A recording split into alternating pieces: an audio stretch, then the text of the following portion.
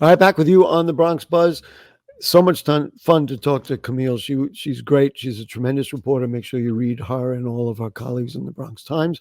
But right now, let's go up to the Northwest Bronx. Say hello to my buddy Susan Chavez, who is the president of the Riverdale Art Association. Nice to see you, Susan. How are you? I'm great, thank you. And how are you doing today? Well, we're doing fine. I'm working, so give me that. But other than that, I'm working doing what I love with people that I love. So it's pretty easy. Let's just talk about, in general, first, the Riverdale Art Association. You have members, you do a lot of shows, and then we'll talk about the show that's happening now, the two shows that are happening now. Okay, go. Sure. Tell us I all will about it. tell you, I will tell you about our wonderful local art association called the Riverdale Art Association. We have exhibits in several venues around Riverdale, and we have currently approximately 60 members of who have studied art long term, short term, many different age groups, many different kinds of art are represented by our group. And it's really a wonderful organization that is growing by leaps and bounds. Now you mentioned 60 people, and we're going to talk about the show that is taking place in the Riverdale Temple Ballroom.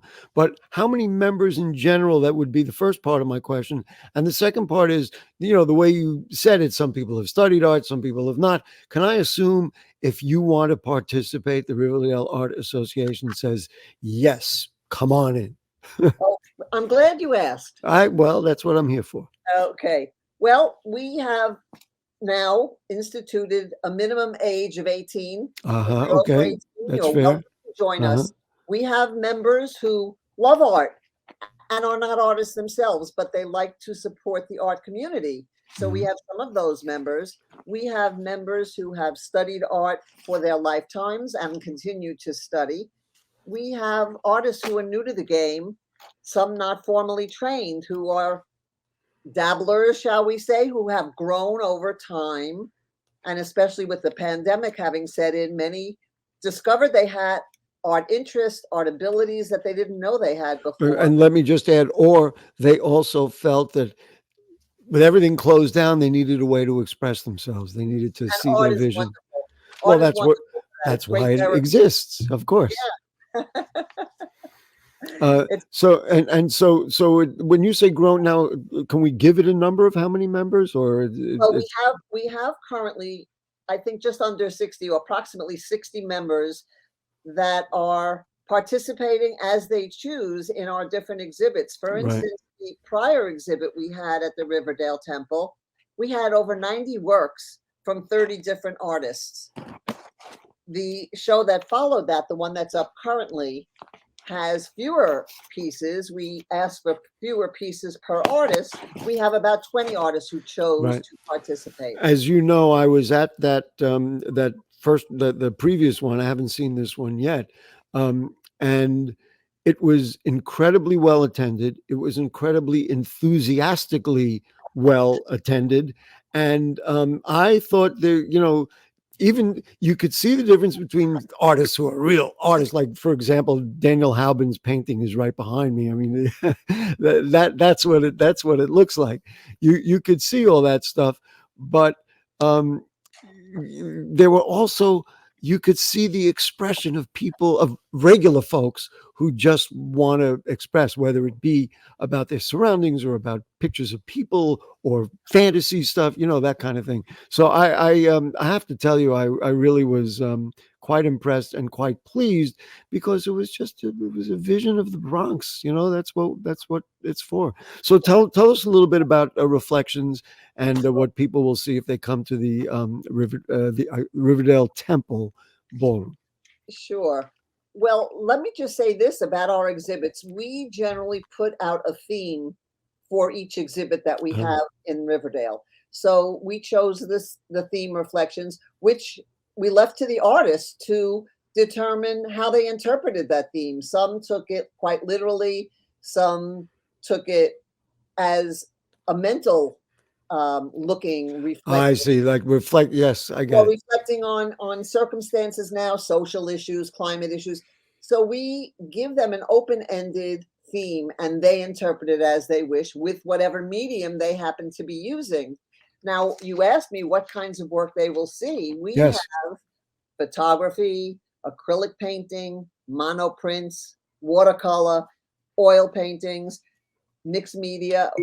We have so many different kinds of artwork that are represented in our shows that there's something there for everyone, different styles of Right. work and different kinds of interpretations of what the theme meant to them. Showing the true diversity of the Bronx. Yes. Uh, now I don't know how carefully you place that painting behind you, which is a reflection or could be considered a reflection. Is that I guess it's not one of the ones that's up there. You could talk briefly, if you would, about your own work as an artist and what got you to this point to be so enthusiastic about the Riverdale Art Association. Well, I was always into some sort of creation with my hands. I love to build with wood. I like photography. The picture behind me is an in the works piece that I had taken a photograph when I was in Massachusetts, and that's a lot of inspiration for me is travel and nature. Oh, I see. Excuse me. So above it is the photograph that you're using. Oh, Yeah, so I'm a novice. I have no idea.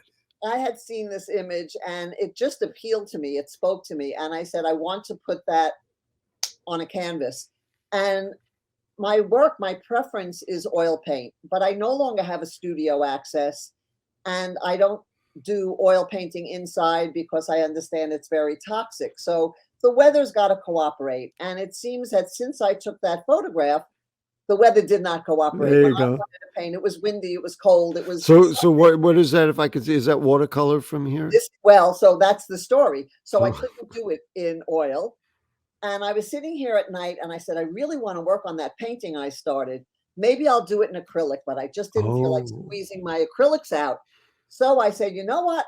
I'm going to work on a canvas because I plan to do it on a canvas and I'm going to try something that most people wouldn't do. But it is a prepped canvas. I'm waiting. I want to do a drum roll to get to have you tell us what it is. Well, I worked on I did watercolor on the So canvas, you did and do I was watercolor. astounded to see, and I said, "Well, if it doesn't come out the way I want it to in my head, I'll use it as an underpainting and I'll go over it with Right, pastel right, or of acrylic course. or something." Well, I loved the way it looked. And is that in part because the watercolor got a little bit absorbed, and so it, right, It right, it got became really absorbed in the much canvas. less absorbed than I had thought it would. However, Really? when I went back on it because I wanted to enhance certain areas, change things up a little bit, what happened was some of the watercolor started to lift. And so I've been stuck at this point, but I happen to really love Well, the painting. I hope that the fact that we had this discussion, the fact that other people are seeing it, will inspire you to say, you know what, I better get to it. I now our producer Anderson has two photos or pictures of things that you sent. So let's take a look and like this. Now, what is this? Who is this? This is a piece I did in oil, Ah. and it is everyone's cat, it seems. I showed it to my daughter-in-law's mother, and she said, "Oh my God, when did you ever see my cat?" And I showed it to somebody I didn't know, and they said, "That's my cat you captured." Wow. Well, it was just someone's cat, and there it Now, is. and you did it from a photograph, or you did it from up I here? did that. The inspiration was life and a photograph, but the work was from here. Wow. I will tell you, my cat recently had to be put to sleep, but Oh. she was black, so that didn't look like my cat. I know you tried, but it actually has a little more color than many of the cats I've seen of that ilk. And then there was a second picture that we have, and he can show that. What is this? Oh, this is a photograph. See, that's the other thing. I love to walk in the local parks and not necessarily local parks. I was walking in Van Cortlandt Park with a friend of mine who happens to also be an artist and currently a board member who's stepping away from the board because her life is getting very, very busy. This is a photograph of a gorgeous blue heron that was posing for me by the Wow, lake wow, at Van that Cortlandt Park. actually stood there and was posing. You know what I do love about that, I, because I wasn't sure what was what when you sent it to us. You just sent us the pictures, and I said, "Well, wait a minute, is that a painting?" And it looked like the background was a painting, and that maybe you had cut a stencil or taken, did some other digital thing to put it. But you're saying that was a photograph. That is a Anderson, could we photograph. pop? That I is a just want to pop that up again so we could look at it while we keep talking. Go ahead, It's a Susan. photograph that totally fits Reflections. So I am selling the photograph as a print at Ah, the exhibit because most of the work is for sale. Several pieces have sold already in each of our shows. Several pieces have been bought. But this one so perfectly caught the reflections that I put this one in the bin as a piece for as a piece the for that. exhibit. Now, before we run out of time, I just want to talk about you have something now. Reflections. We have celebrations, which you told me is going on at Christ Church up on 252nd and Henry Hudson Parkway. Do tell. Well, celebrations is as you would expect. It's holiday time, Oh, and of course, yes. people have interpreted celebrations in many ways, again, with multidisciplines. Very interesting, beautiful work is represented there. Some of it's somewhat religious, some of it's not. A lot of it's just very joyful and joyous. That Well, shows, even let's say, even if it's religious, it is joyful. Let's be well, fair. it may be, or sometimes it's more serious Oh, okay.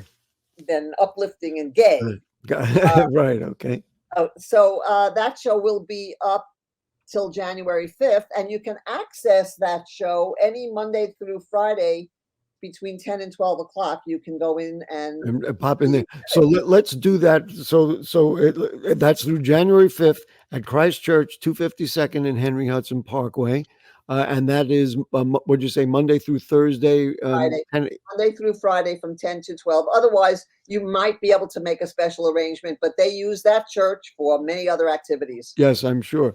And then let's talk about the Riverdale Temple Ballroom for Reflections. That is only up till the 22nd of this month, till just Yes. before the holiday. And then when Well, can you it's a see it? Or Jewish what? holiday. Oh, the So Jewish. Sorry. tomorrow, I think, or the Yes. day after. Right, Uh, right. yeah. We're recording this for people who don't know on December 5th. Oh, So I have to go check my calendar. But anyway, so that's up till the 22nd. And when can you go in and see that?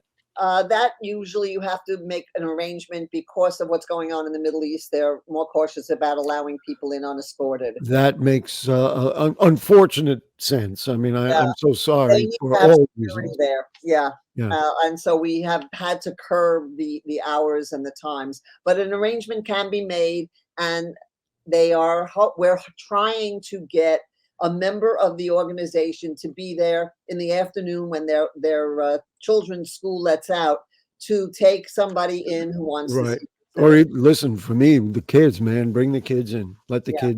Let the kids reflect and celebrate. Anyway, Susan Chavez, president of the Riverdale Art Association, thanks for joining us. Keep me, and I'm sure you will, keep me in touch, keep us in touch. And thanks for just doing what we need to do in the Bronx, expand our minds, expand our concepts, express ourselves. That's who we are.